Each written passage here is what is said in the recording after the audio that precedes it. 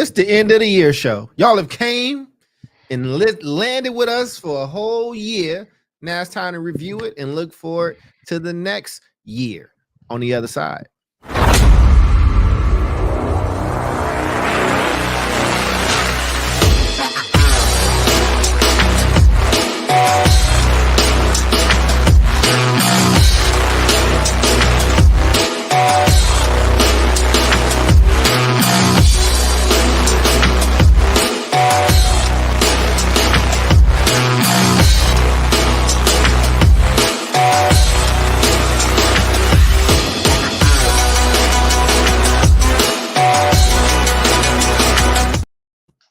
What's up, everybody? Welcome back to another episode of the South Star Classroom. That's Jubilee. That's David. I am Charles. Omar is away, but he is with us in spirit. Love our brother and talked to him earlier, sending him goodwill wishes. He can update you all when he gets back. Before we get started, because this is some other guest host favorite part, we're gonna do a quick check-in. Yeah. How you? My check-in is I'm good. I'm here. Boom. Jubilee, how you doing? I am doing very well. I am good, and I am here in the beautiful islands of Aruba. I am enjoying the sun, the sand, the oceans, and all the good things. So, here spending some quality time with my mom, and yeah, looking forward to an amazing holiday season. I think that's beautiful. You know, when we was doing pre-production, y'all might not be able to see. I'm gonna give her the screen and make her bigger. She actually had a really great view in like 5 minutes ago. 5 minutes ago, the view was great, but I told you it'd be pitch black before we got into it. But it's all good.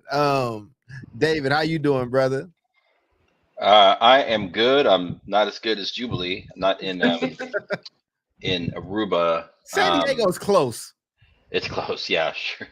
Yeah. But yeah, doing good. We're officially on winter break.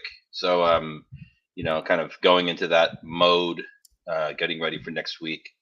Slowing down a little bit, but also getting caught up with several of my clients. You know, when you're working alongside a leadership team or a board, you know, the closer you are to the ground, the work is just very intense for people. Mm-hmm. And so, you know, we can never work at the speed that we want to work at. We have to go slow to go fast. And so when we have these breaks, it's always a good time to just kind of, you know, reconnect with people, get caught up. Like, what can we get done in the next 3 weeks that, you know, we've been trying to get done, but we couldn't because of the pace of the work. So looking forward to getting both caught up, and then, you know, looking forward to the second half of the year. So that's what's up, yeah, man. Well, happy to hear that, and I definitely get you on, you know, just that piece around work. Me and you working on a project. I'm sure you got bombarded with emails from me today. I did, yeah. To get good caught up on some stuff. So, and then Jubilee, you'll be getting some in the next coming days. But you in Aruba, you ain't got to really worry about it.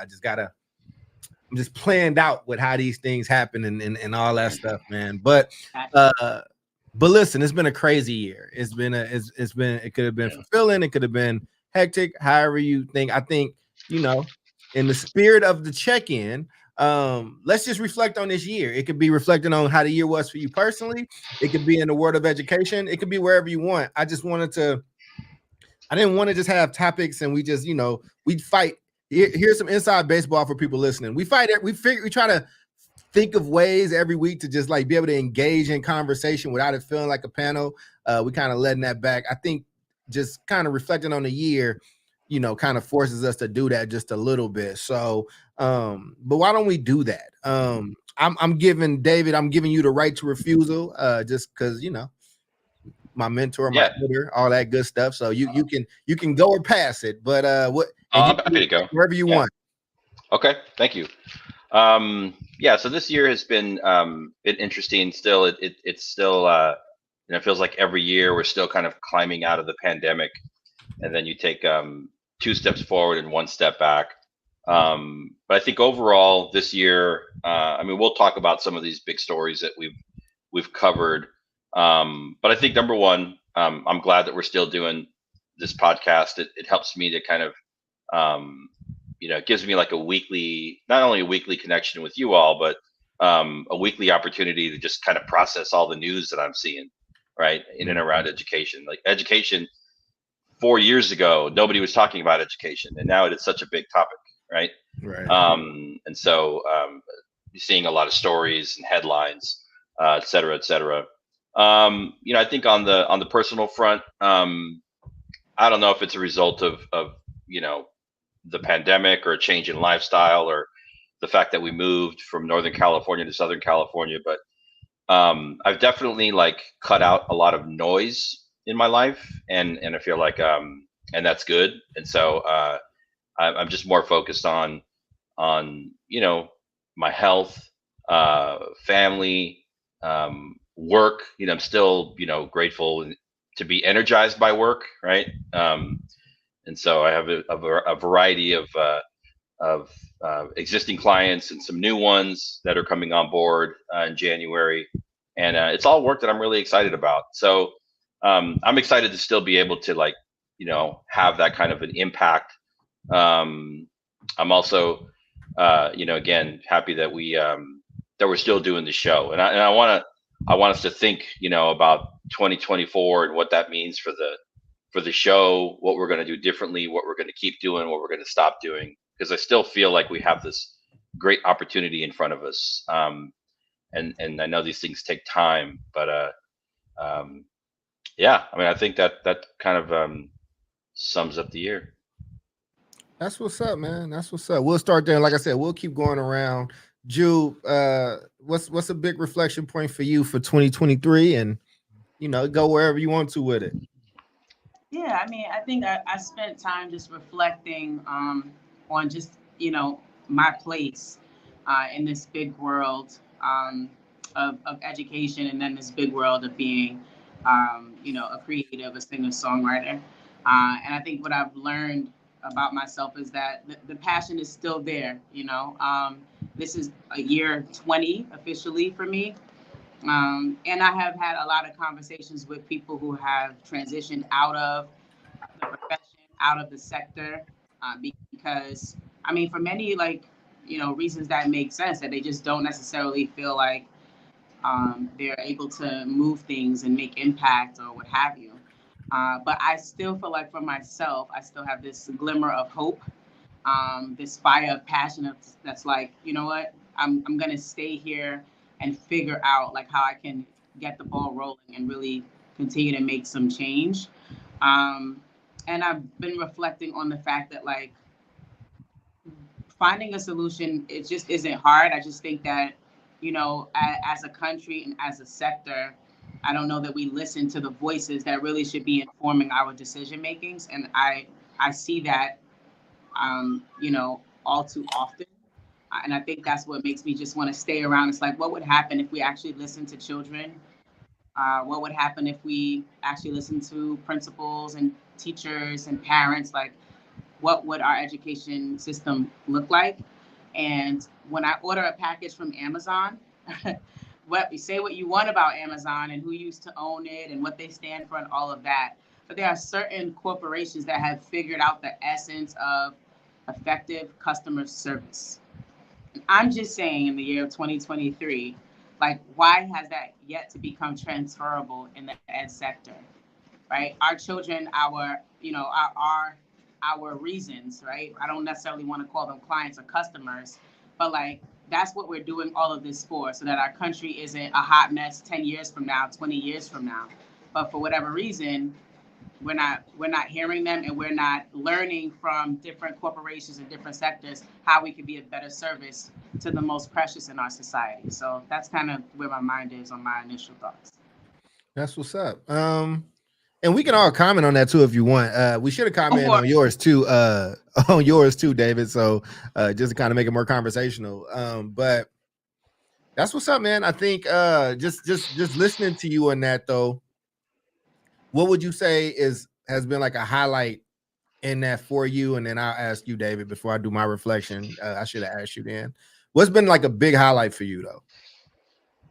for, you mean like in my work and education this year? Just whatever. Like, I mean, because you start off with some, and we kind of went in a few different places on it. But like, what was the thing that might have made you smile the most, whether it's personal or in this education realm? I mean, I think the thing that makes me smile the most are my children, right? Like seeing that they are becoming these well-balanced, well-rounded human beings. And seeing their experience, right, having transitioned from New York to Maryland, it also makes me frown because it's a reminder that we have many public systems that are archaic, they are not progressive, and they are not designed or centered around children. They're centered around adults, they're centered around unions. So it's like the same thing that gives me great joy also grieves me, you know? But I would say just, you know, seeing that there are many skills that my sons have that were built in New York City and caused them to really be ahead of the game when they came down here was great. But at the same time, there were many things about them that weren't acknowledged, right? I'm like, listen, you give them a gifted and talented test. I don't even believe in that, right? I'm like, as a teacher, you should differentiate, find out where the kid is and meet them where they are, all right? They didn't want to do that. Halfway through the year, it's like, oh, Miss Ransom, we have an open seat in gifted and talented. It's like, but I told you guys that in the beginning that they had what it took to be in there, right? So it's just like my parent voice and like raising my sons and the education they had was great. And then in this system that we've experienced, like in Maryland, it's kind of the opposite. I don't see it being valued and I don't see it making change. And so that, like I said, that's the passion that I have to like figure out, how do I go about making change in this system where I am? That's what's up. Did that answer your question? Yeah. I would say for you to open it up to you, David, if you want to comment on hers, and then I wanted to just ask you what your favorite thing was for the year. Yeah, I mean, I think mine is actually quite similar, and it's less about like the year, but more about the like the last 3 years. You know, since we've moved, so Jubilee's also moved, and when you move, everything, especially if you have kids, everything changes. You know, it's like you kind of have to restart and kind of re-gauge everything from like, you know, where you're going to shop, where you're going to live, where your kids are going to go to school. And it's not always, you know, some things might be better and some things, you know, were better, you know, in the place that you left. And so when we moved, we started middle school. And I will tell you, it's been, you know, there are definitely criticisms. But for the most part, I feel like you know, son's got a good education, a decent education. The school is well managed. They're good communicators, and like, you know, we're almost done. So this is the point. Like we're looking at high schools right now. You know, we've been in San Diego almost 3 years, and he's got another half a year of 8th grade left, and then like we're on to high school. So, you know, the fact that it happened very quickly is a good thing, because like when you're grinding through it, anything, you know, it just feels like time is standing still. And so I think that's a big highlight for this year for sure. And we also transitioned from one of those like Android fully locked down, no browser cell phones. Okay. And we just, my son just got an iPhone. So we've crossed that barrier. Oh. And, you know, we kind of held off as long as we could. He's 13. He's going to be 14. And, you know, so slowly stepping into like the social media world and like helping him navigate all that. I still got that iPhone on lockdown, but still. Yeah. Yeah, he's stepping into it. I've been stepping out of it. I think good transition. I think that's one of my highlights. I think leaving a lot of social media, leaving the Facebook, leaving Instagram, and sorry if it hurt the show a little bit, but it just wouldn't make me happy. Like I said, I negotiated with people that I work with. I kept Twitter and I kept YouTube. I think I technically have a TikTok, so I don't do nothing with it. But I think that was one of the highlights. I think it just was a freedom, man, and not being tethered to that stuff. And you know, that stuff is built to make you an addict and addicted to it. I'm telling you, one day it's gonna happen. Like people are gonna study this and they're gonna be like, y'all just let kids go on this thing. What is wrong with y'all? Like the same way when, you know, you hear about Freud and giving his patients cocaine. Like it is, it is gonna be, it's gonna go the way of the dodo in some ways at some point. Which, by the way, I read that they're trying to bring the dodo bird back in Africa. Right?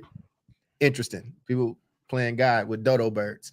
They died for a reason. The point that I'm making is the dodo bird. When did the dodo bird? When was it extinct? When did it go extinct? I don't know. I feel like it was like before any of us was here, right?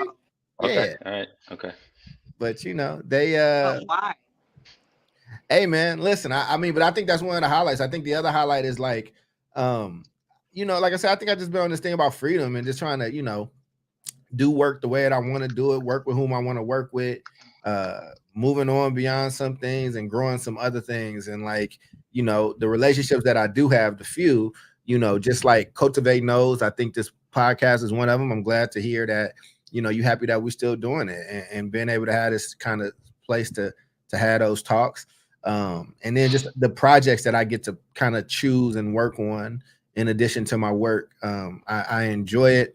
And I just enjoy, like, I got to spend a lot of good time alone when I appreciate it. I think that's just kind of the space that I just been in. I like traveling alone. I like checking out restaurants and stuff like that. First off, it's a lot cheaper, but I like it's a lot cheaper. Yeah. But it's a lot cheaper. But I enjoy me, man. I enjoy me. And I think you know, and like I said, shout out to actually to Jube and her mom. I think it's really dope that they do these mother-daughter trips and that they kind of keep it popping and keep it live. I think that's really cool, man. A lot of people can't go do that with their mom. You know what I'm saying? And because they're not here. And a lot of moms is here, but they don't want to go on vacation with them. So you winning in a bunch of different ways. But though I would say those are just some of the highlights. And as I, you know, start thinking about what I want to do for 2024, I don't know if there's anything that people want to like ask or pry in or whatever. We you know, I did that to y'all, so y'all can do it to me. It's fine. Make it conversational. Yeah. What So you what's your what are your aspirations for 2024? What do you got on your short list?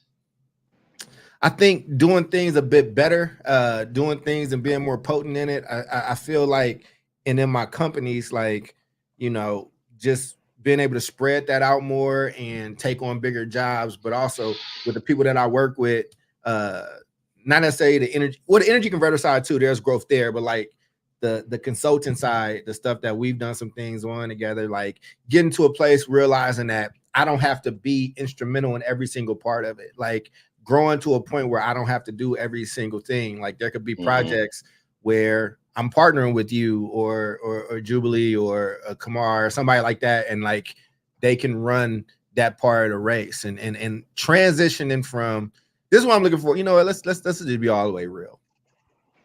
Transitioning from like the mindset of like always in survival mode or always like thinking like just a poverty mindset that I grew up in where scarcity is like the thing, and really starting to operate in a new place. I posted this. I don't know if you saw it, that damn social media, but I do plan on writing this with some wine and maybe a cigar. Post that on the Instagram that you don't have? It's not on Instagram. It is on Twitter. Oh, okay. Yeah, it's on Twitter. I do have Twitter. I do not have Instagram. And I thought I would miss it. I don't miss it at all. I don't miss random people I've not heard from in years sending me random messages. Not even a little bit. Social media in my mind just makes everybody way too accessible. And I feel like you should have to be my friend or know me or we're in some type of communication to have access to me. That's just me. But what I was writing though, what'd you say, Jude? I say, you know, you could do a private page. I mean, that or you can do no page. It's like, or I mean, that's kind of swinging all the way from one side. But hey, you know what? Listen, man. Look, some people quit cigarettes in months and you know and whittle down. Some people go cold turkey. I actually don't miss it. I do not miss it. I get it. The only struggle is there's people on my team that are very much trying to push me to reactivate it just for business purposes. It does help, but people used to make money without social media, so damn it, we got to figure it out. Like this thing did not always exist. and I don't like being all that damn social. But what I wrote was, you know, I have learned in the neighborhoods that I grew up in, and David, I heard a lot about how you grew up, Jube. You I can assume, but I don't know. But like I learned a lot about survival. I learned a lot about like how to like make it, like how to like, you know, work things out or whatever. But there was never really a blueprint or a rule book around when you actually get successful or whatever that means. Like, what does it mean? How do you be successful? What does it mean to be a young black man successful? What does it mean to be, you know, a brown man who's now a father and husband to be successful, or a black woman? Like, what are those rules? Because that's not some stuff that got passed down. Like, you know, splitting a little bit on this bill and then paying this bill, that got passed down. Being resilient got passed down. But being comfortable with success or learning how to like be in harmony with it, like, you know what I'm saying? And because there's been parts where good things were happening and potentially could have been happening, but it just felt like such a burden. Like I've killed certain deals, I've killed certain, you know, relationships and things like that, just because I just wasn't comfortable with it. It didn't make me very comfortable. So I think that's one of the things I'm looking forward to in 2024. What does it look like to actually walk in that? Yeah. And not deny or deprive myself in those ways while still doing really good work that I care about and doing it the way that I want. And I want to put out some more bangers. I want to put out some more reports and articles and create the type of content and things that I want and not be a slave to like how many people are watching this or how many people care.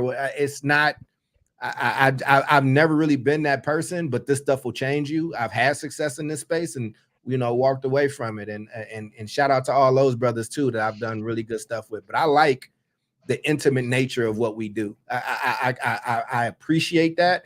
And you don't fully appreciate it till it's not there in that same way. So, yeah, you know, that's what I would say. I think the one thing that you see your comments are making me think about the idea of, so we're all like, you know, we all have our work lives, right? We all do what we do for revenue.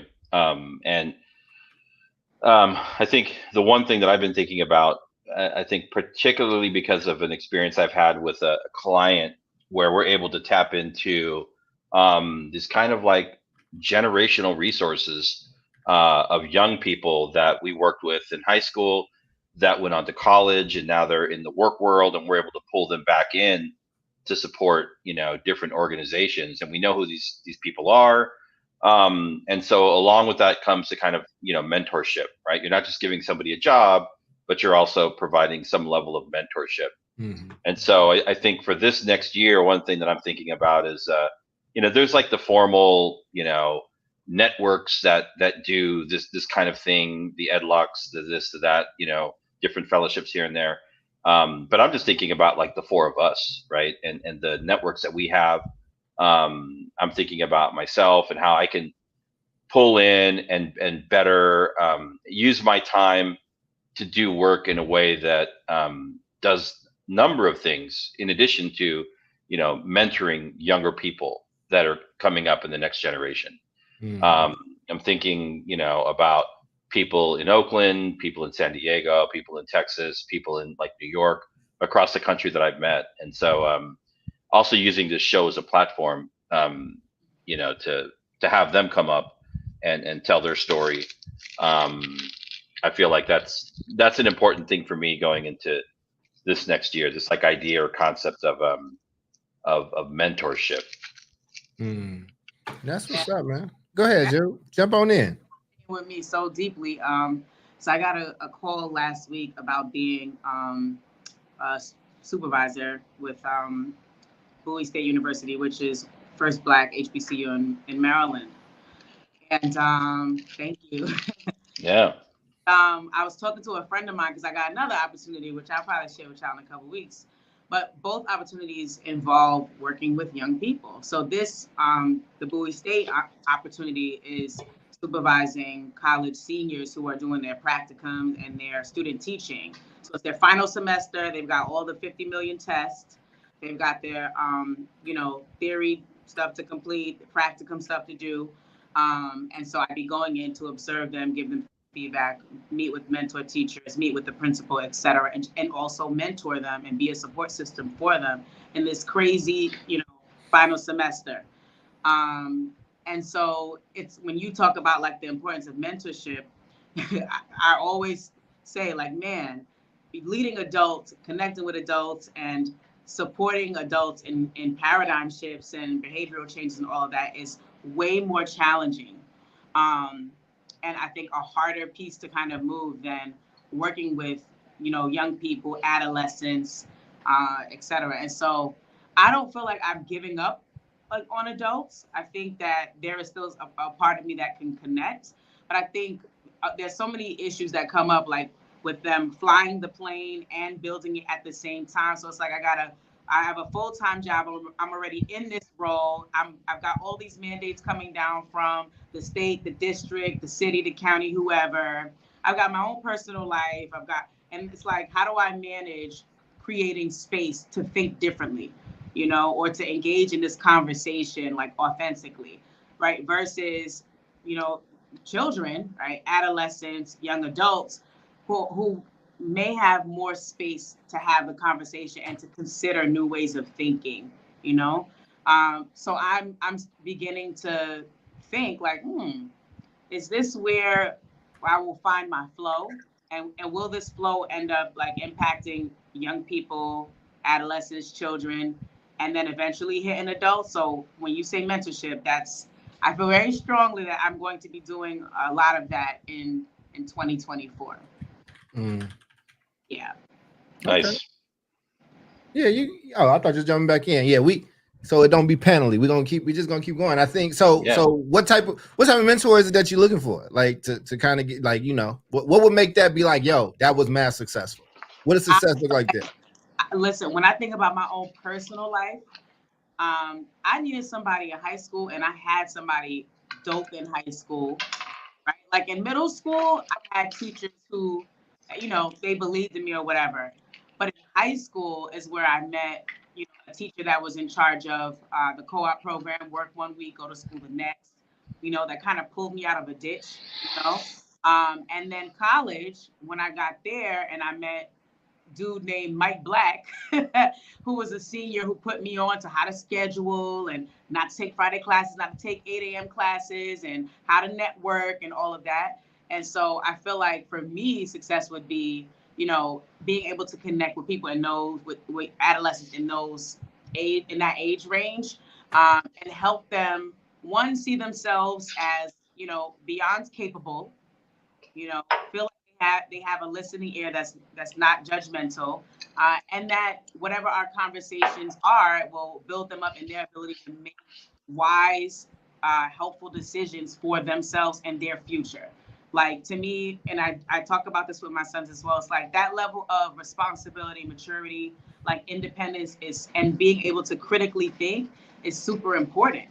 And I think that when we look at our future and think about like young people now, and there's so many things going around about Gen Zs and whatever, they're lazy, they can't think for themselves and all of that. I don't really believe that about this generation. I think we need to give them more and more opportunities to stand on their own 2 feet and make great decisions for themselves. And if they make a sucky one, they fall down, to teach them how to get back up and keep on going. So I'd love to be a part of that process for high schoolers and college students. Mentorship can look a number of different ways, and I think the idea. There's one idea of mentorship that I've experienced as being the mentee, right? Where it wasn't even really designed to be like a formal like mentor-mentee partnership, but it was just somebody along the line who, more than likely could have been a friend, more than likely a teacher at some point, right? And for me, it wasn't until I got to college, community college, where I'd met a handful of professors, and then in college and university, same thing happened, right? These are people that not only showed that like that belief. They're like, we believe in you. We believe that you can be successful. But it also happened in a space primarily, it wasn't my like trigonometry teachers or my chemistry teachers. It was these are my teachers that I had through a coursework sequence that was embedded in Chicano Mexican American studies, right? And that's kind of where I got my like juice, right? Where I got turned on, and I was just like, boom, okay, we're gonna do this. We're gonna go all the way, right?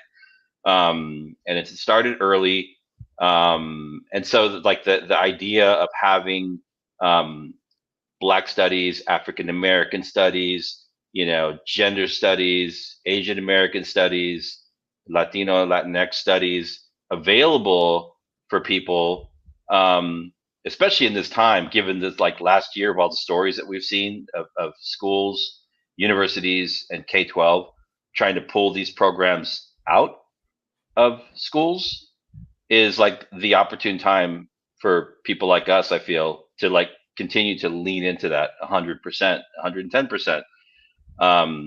Because without that, like that kind of capsule, or that like what do you call it, like it was like a safe space for me to be who I was and to ask questions, and it was absolutely relevant to my history, right? I was like, I couldn't believe that I could take a U.S. history class, but learn U.S. history from a Chicano perspective. It was like mind blowing. I'm like, I want to do this with everything, and so I think for me, the piece there is like, in 2024, through our show or other work that we do, or me being a loudmouth on Twitter, continuing to fight for and validate the need to have conversations about race in our schools, programs that are designed around racial frameworks in our schools, and to have those hard conversations that a lot of people in 2023, 2024 don't want to have, right? Because it hurts people's feelings, right? So like, I'm over that. I'm like, we're going to have the conversation. We're going to talk about slavery. We're going to talk about the removal of the Native Americans. We're going to talk about, the American Southwest. We're going to talk about the experience of the Chinese that they had when they came to California. We're going to talk about all of it. We're going to talk about women's suffrage, because it's really not history. This stuff is like still kind of tapping on our back door. Mm-hmm. That's what's up. Go ahead. You was jumping in. My brain is going because I'm like, what if South Star Classroom like puts together something that's connected to like this kind of mentorship, right? Or adding like young adults and children and teens, or to our target audience in terms of the services that we provide. Even if it's I'm just thinking about like, how can we give back? Like, I know we always are talking to and about adults, right, and how they're impacting the lives of children, but it makes me think about the possibilities that we could possibly explore in 2024 as our own way of giving back directly to the babies that we're talking about, to the Black and brown kids that we're talking about, in a way that's really authentic to each of us,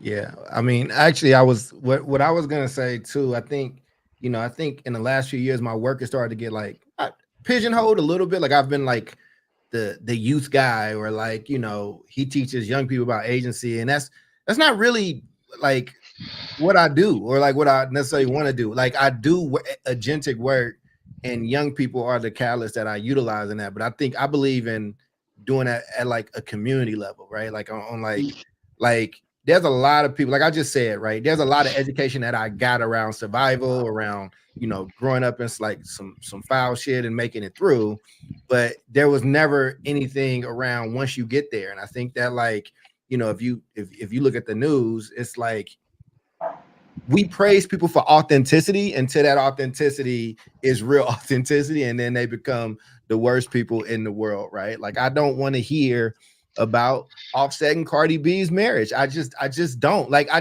feel like if you really if you were just from a hood and you grew up around hood people, that's just a hood ass relationship. It's just it's just two hood people that's together and they doing hood shit. Like I don't understand. I feel like people are cosplaying as authentic black people, authentic black men, authentic black women, authentic brown men, authentic brown women. I think that like, but then something happens and they have a type of response, and I'm just confused because I'm like, I thought you from this thing. I don't understand. And then like I had somebody do a write-up on our work, on some work that we did, and they just took it upon themselves to be like, oh yeah, he focuses on BIPOC kids. And I'm sorry. You did what?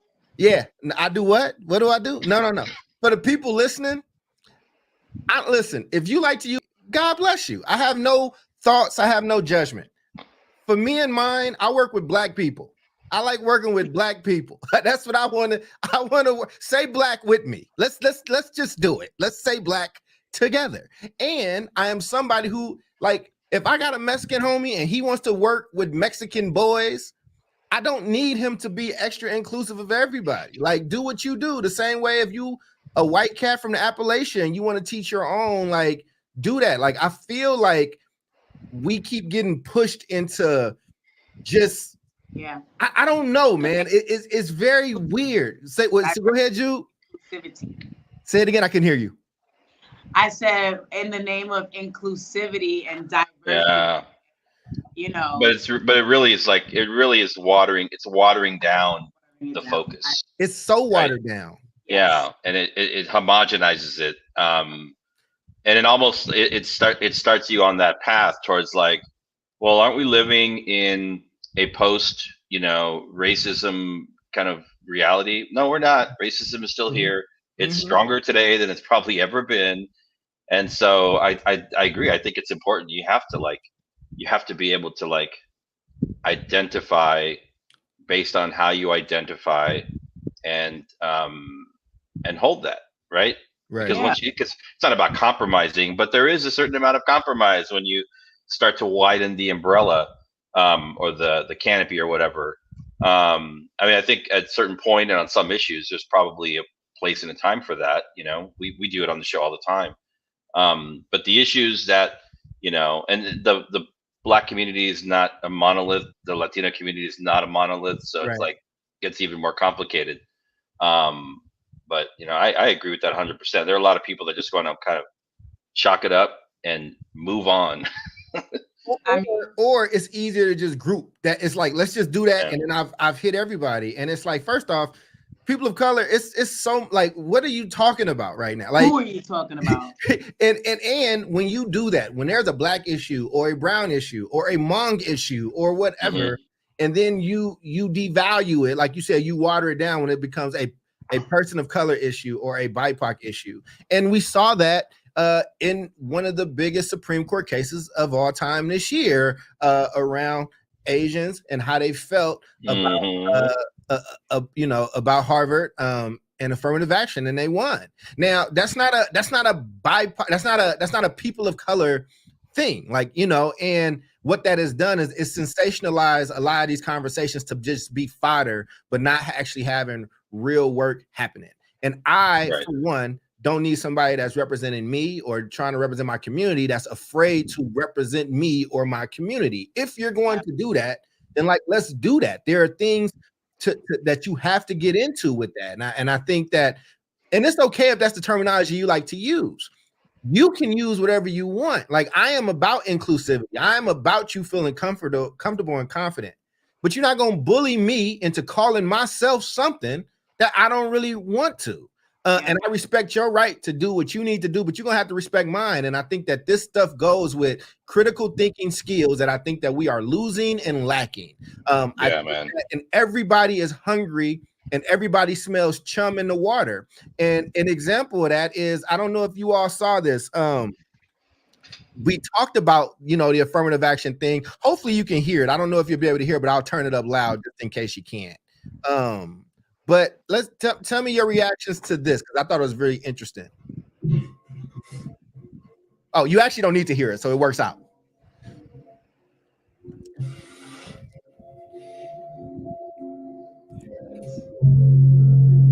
Can you hear it? Yeah, you can hear the music. Yeah. He's not saying nothing, so it's all good. It's sad music. Well,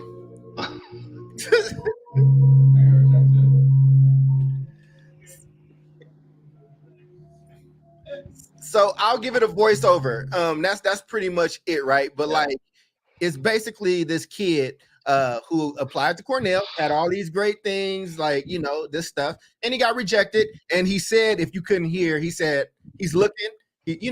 Everybody that's been to college has been through this. You sitting there, in our day, you probably got the package in the mail. Now you can check online. You're opening that thing or you're checking, and it says you got in or you didn't get in.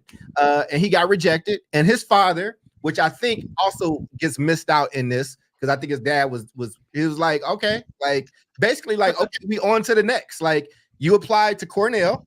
It's a really dope school, very difficult to get into, but you didn't get in. What then happened was somebody took that and they made it fodder for just the racial talk hunger. And then people start eating this kid up.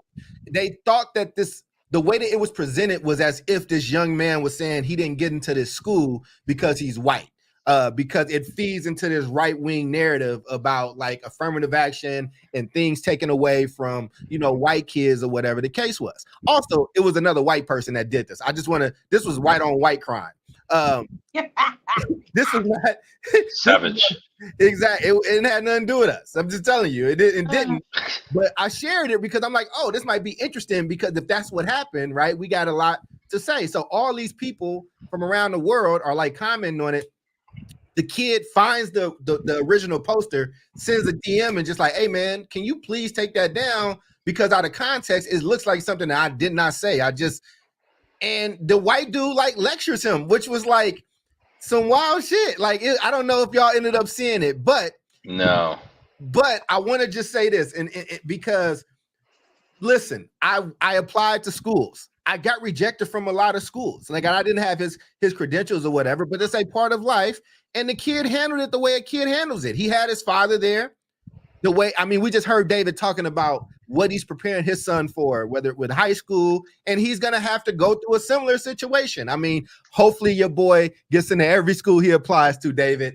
Hopefully your boy is getting to every school they apply to, Jubilee, right? But it's life. It's such as life. But instead of having a real moment where people could be like, yo, this kid handled it pretty decent, his dad did a really good job, it turned into this, sharks in the water, black against white, brown versus white, these people against white or whatever. And it's just a kid having like a regular kid moment that was just having a moment. Right. And but everything is fodder on the internet. And this is what everything, I mean. Man. It's like, where's our critical thinking? Where's our humanity in this stuff? Because again, we care too much about celebrities, and at the same time we dehumanize them. So everybody now with social media is a celebrity on some level. So celebrities are not human. They got good lives, and you read the Inquirer and do stuff like that. And then situations like this where a child is just trying to like process some stuff and sharing it or whatever the case was. That kid just got dehumanized, man. And I'm not down for that. Like, I don't have a problem with having some fun at people's expense. Because I would have been even hotter, and I'm gonna just be honest and transparent. If that was a black boy or a black girl and that happened to them, I would have been even more hot. And that's probably not right either, that I would be more, but such is life. I'm not gonna lie about it. So it just as we going over reflections, I just feel like that happens a ton. And I'll pull up the tweet while you all jump in, but just give me your thoughts on that. I'm just curious, because when I shared it as content for us to go through, and then I dug in deeper, I felt like an asshole. I'm like, yo, wait, that kid didn't even before the other thing came out, I said in our group chat, like, actually, that kid didn't say nothing like what that headline said. He didn't say anything. Right. He's just disappointed and sad.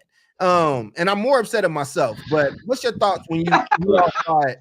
Well, what's your thoughts when you saw it and initially and even now? I mean, I kind of dug in myself when I saw it, and I immediately saw that the video was deleted. That's always a red flag in this generation of red and green flags, right? Like, so as I continue to go down the rabbit hole, that's what I discovered, right? And then when you sent what you sent, Charles, I was like, oh, that's exactly why, because there's something clownish about it. Somebody did something clownish, and that's why, it ended up, getting deleted. But I think, the fact that the person who wanted to take it and run with it added race to make it a hot topic tells us a lot about where we still are, like as a country, like, right, like, yes, affirmative action, that whole ruling was about 6 months ago, and people are still trying to make a point about this whole thing. So I mean, I agree, like, is there any way for us to be able to move forward from stuff like this? I mean, are we always going to be a country that has these issues with race? I mean, yeah, I got an answer for it. And they're completely like these like social media camps. Social media is just wild in 2023, and it's going to be crazier next year. But like like Charles says, you have the situation with this young man, and then it gets turned into something to push divisiveness, right? Yes. And the craziest thing is, like, I mean, this is like, it's basically modern warfare, right?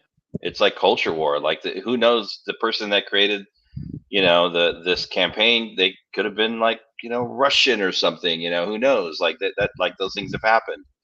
So it's about race in this country, but it's also about the proliferation of these tech tools that we have now in social media to shift the way that people think about reality, when in reality it's may not be the reality.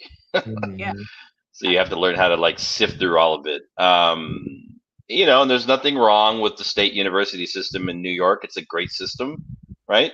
So Cornell wasn't a go. I think, I don't know about, I mean, unless you get a full ride, going to a private school is going to set you back several hundreds of thousands of dollars. The show that we did on college a couple of weeks ago, we did 2 of them. It's got me thinking a lot more about state college, right? State college.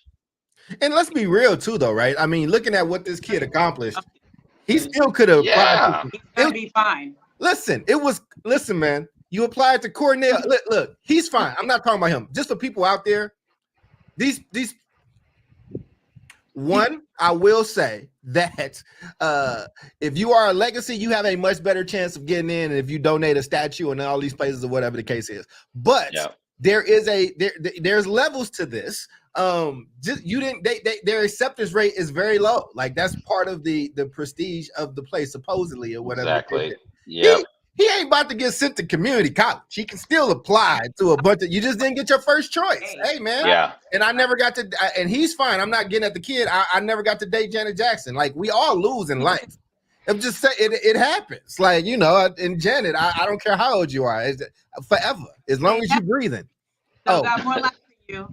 It does. Listen, it don't matter forever. You know what I'm saying? But nah, man, it just was so interesting. Here's the joint. I'll make it bigger so we can so you all can see it. But I'll read it, because he hit this kid up, man. The kid, poor kid, yo. He said, "I'm the person in the video you posted about. My life is being turned inside out because of this whole scenario. I didn't say it was because of race. If anything, it was my extracurriculars ability to spell out a story of what I wanted to do. I'm begging for you to take down this post because it has completely jeopardized my future." Then the person, I don't know. I think this person was a white dude that wrote it. I don't know. Let me not make the same mistake he did, because I can't see John's little avatar. I mean, the other guy's avatar. I'm sorry. The guy who posted it. Yeah. Yeah. Josh. I'm assuming Josh Leacock is not black, but I don't know. We'll see. He said, "Hi, John. I want to let you know that I'm taking down my post now. I hope you realize that you need to be careful about what you post online in the future. My post was meant to be satirical and humorous, but unfortunately, you can't control how people perceive things online. However, you should not let the negative comments of some people online affect your future prospects. These comments are insignificant in the grand scheme of things, and people move on quickly from one thing to the next. Remember, your future is in your hands, and you alone have the power to shape it. I sincerely wish you all the best and lots of success. I fucking hate social media. They're like they're insignificant if they're not directed towards you, right? I hate it. Listen, man, it's like, dude, like, and those are good points outside of this circumstance. You did it. What you mean? You did it. Yeah, he's getting attacked. He's like, it'll this too shall pass. Get a hobby and get a life. You flipped it for some clickbait. Like what I wrote on my little paper next to me? The National Enquirer. Like, social media reminds me of National Enquirer. It's whatever. Did you see 23 million either hits or views or whatever is on that thing you just put up? So you allowed this to go that far, right? Like, and I hope that your correction, even though it wasn't a correction, it really was a lie and you flipped it, right? I hope it reached that far as well when you put that out. But like, this is what makes me so, again, passionate to teach kids like, hey, please don't lose your critical thinking skills. Develop your critical thinking skills. Develop your ability to inquire, to ask questions, and not just take everything for face value. Like, this is why I think there's probably older people that are like, this generation, they just dumb. We're just gonna all die, because is anybody reading? Is anybody leading with inquiry? Is anybody critically thinking like, this might not be true, right? Like, just because you see a title, a headline, doesn't make it true, right? And I talk to my sons about this too, because I'm like, yo, you saw something on TikTok, doesn't make it true. You need to go down the rabbit hole and do your own research until you find a reliable source, as reliable as it can be, that verifies the information you're reading is real and true, authentic and correct. But the way I agree with you, but the way bruh posted it, like the guy that did it posted it because he got to get more clout, he got to get more attention. And it's funny because he posted like he was just right, like he just ate, like everybody was gonna be like somebody something. Here's the thing though, right? How mad should I be at him versus how mad should I be at myself? Is it who's worse? The person that threw the chum or the people that ate it? So like, you know what I'm saying? I think there's a cyclical nature about it. I just said all that to say, like, I don't just teach young people. I want to. Who do you want to help, Charles? Who do you want to help? This is interesting. So let's assume this guy's views on TikTok were upwards of 25 million or whatever. So 25 million views on TikTok will get you an average approximately $750, right? So I'm like, this guy's like, he's pocketing, just near $1,000, and essentially it's like destroyed this guy's life. Congratulations, social media. But here's the thing, right? So people are still hurting and reeling from that affirmative action case, that they were hungry for this, like they was ready, and and people had their comments set up to kind of go, and it's just like, look, these pendulum swing and they overcorrect very hard and harshly. I just feel like, listen, man, so I don't know, when you ask me about what I want to do for 2024 or 23 or whatever the case is, man, I want to just do something meaningful that actually helps people that I care about, or have real conversations, or like I really just feel like everything is surface, like everything is like done for edification of other people. It is like we have turned our lives into a stock market. Like, is your stock up today or down? Meaning, did you get a lot of likes today? Did you get a lot of this? And I just feel like it's going to be really, really tough. Not just on the people that's here, but kids. There are people that are born in this. Like, this is the only way that they know how the world works. You know what I'm saying? And I feel like it's like, yo, should I still be as focused on literacy and math, or should I just be focused on like common sense? Like, is it like the lemons game from when I was a kid, and like you can push one lemon off the bridge and then the rest of the lemons will go and walk off the cliff as well? Some of y'all might not know the lemons game, but I thought it was a really cool game when I was in school. You never seen lemons? You never played that? It was no. Jubilee. You're on your own. Jubilee. You're on your own. Seen it. You didn't get Oregon Trail and all that good stuff, I David. did. I loved Oregon Trail. I said David. Loved Oregon Trail. I said David. I don't know what computers was looking like if they was in schools when David was there. I don't think it was there. Wagon. You had to get it. I enjoyed that so much. Yes, it was 3 games. It was Oregon Trail, it was Lemons, and Prince of Persia. Those were the games that I had on the computer in the classroom. Okay. Gotcha. I think we only had Oregon. But anyway, like I said, I know this was a lot more unstructured. We didn't have just a central topic, man. But I really but this is why I do appreciate today. One, I got to connect with y'all more on a friend level. I got to hear more about what you valued this year and what you're trying to do for next year. I think, we still testing out things and gonna get this format down. But what I really want in 2024 is for us to, continue to hit our groove and like, how do we take these issues and have real conversations with them, right? Like not just, we all know the right things to say. We all know what the zeitgeist for where we particularly stand in the world. We know how to protect that space. We know how to here are these things. Let me run and make sure I check off all these boxes in my answers and stuff like that. But I really want to create a speaking space and a talking space where we get to be friends. We get to push each other. We get to have a good time. And we really get to be critical or honest. I want people to feel like they're in our living room. I want people to start grabbing a drink when we come on and participating and partaking. So that's my final thought, and my wrap up on this.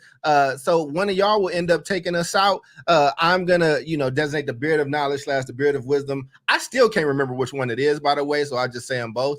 100+ episodes. Can't remember. That's my brain. But Jubilee, we want you to go first so you can get back to paradise and tell moms we said hello and thank her for letting us borrow you for an hour. They're saying hello. She's coming to say hello. Is she gonna be part of my final thought? It's all good. Don't tell your mama to hurry up. What's wrong with you? Don't do that. You can't talk to your mother like that. Oh my gosh, she knows what I mean. Jubilee, this is why your parents love me. They both love me. I'm just telling you. How you doing, Mrs. Mama Jubilee? How you doing? I'm doing wonderful. How are you? We're doing well. Final thought. Great. Have anything you want to share with them? My mom pretty much watches every single episode or catches up. So do you have anything you want to share do you have anything you want to say about the South Star Classroom? I love your show. Your topics are great. Just keep them coming. Yes, ma'am. Yes, ma'am. You got it. And tell your daughter to stop picking on us. She's kind of a bully in these shows sometimes. You know what I'm saying? And so it's all good. Is that and Mama Jubilee, you are always welcome, by the way. And you look stunning. Thank you for joining us. Thank you so much. My mom is a supervisor at a city college. So there you go. College episodes, she can join us too because she deals with students firsthand. She got a lot of thoughts. That's what's up. Nice. Well, thank you so much, Mama Jubilee. But no, here's my final thought, right? I want us to be able to come on here, mommy, and talk about the difference that we're making, and I think that's maybe how 2024 will be different. And I'm really serious about what I said earlier in terms of figuring out what mentorship looks like, or us really connected with our target audience, not just for this show, but just in real life. How are we, helping to develop the generation of our next generation of leaders and teachers and doctors and lawyers and engineers and whatever. I feel really passionate about that, and I think that we all have something special to give to Black kids and to brown kids. So I'm really curious about it, and that's really it. Yeah, that's really it. And I'm gonna be singing, and I need y'all to support, and stream our music and stuff like that, because I'm gonna be even more intentional about that. Good. Yes, ma'am. Yes, ma'am. Great. We'll change the intro song to one of Jubilee's if it's fire. That's Go ahead, brother. All right. I think so. For my closing thoughts, I want to look back onto. I'm thinking about the show. I'm thinking about the impact that we have, on the show, and that the greater impact that we can have going into 2024. I thought we did a show earlier in the year on AI.